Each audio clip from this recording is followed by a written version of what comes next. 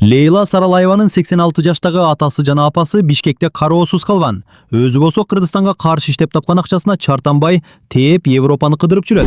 Европа демократия демиш болуп, кыргыздар бийик туткан үй бүлөлүк баалуулуктарды Лейла Саралаева талкалап алгандай. Баласы элге өтү деп социалдык тармактарда айтылып жүрсө, кызы грузин менен жарандык никеде жашайт. Ал эми бул сүрөттү Лейланын баласы таткан. Купальникчен ушундай позада эркек баласына туруп берүү кыргыз айымдары үчүн жат көрүнүш. Негизи Лейла Саралаева ачык кийинип, кадыресе жалаңач сүрөттөрүн соц тармактарга жарыялаганды жакшы көрөт. Буга Дело номер гезитине сойкулар тууралуу репортаж жасайм деп зоордукталганы себеп болушу мүмкүн. Ошондон кийин баарына чын жүрөктөн баары бир болуп калгандай эле жүрөт.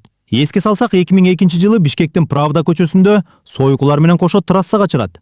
Эки бала Лейланы сатып алып, квартирага алып барышат. Ал жерден Лейланы мен журналистмин дегенине карабай, зоордуктап салышат. Бирок эмнегедир алардын үстүнөн арыз жазган эмес.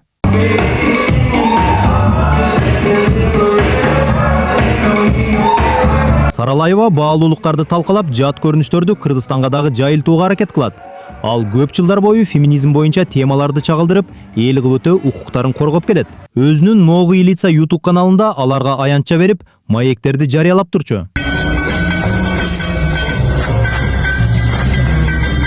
Саралаева акча үчүн элдин баалуулуктарын гана эмес, Кыргызстандын келечегин талкалаганга даяр. Социалдык баракчаларында жазган постторунда массалык башаламандыктарга чакырык жасаган деп экспертиза аныктап, кылмыш иши козголгон.